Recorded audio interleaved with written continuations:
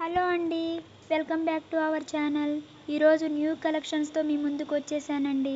మన ఛానల్ని ఇంకా ఎవరైనా సబ్స్క్రైబ్ చేసుకోకుండా ఉంటే ప్లీజ్ సబ్స్క్రైబ్ చేయండి, లైక్ చేయండి, షేర్ చేయండి.